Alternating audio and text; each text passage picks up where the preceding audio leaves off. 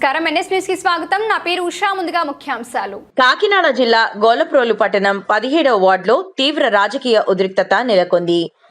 స్థానిక సమాచారం ప్రకారం తెలుగుదేశం పార్టీకి చెందిన నాయకుడి ఆధ్వర్యంలో జనసేన పార్టీ జెండా దిమ్మలను ధ్వంసం చేసిన ఘటన సంచలనం రేపుతోంది.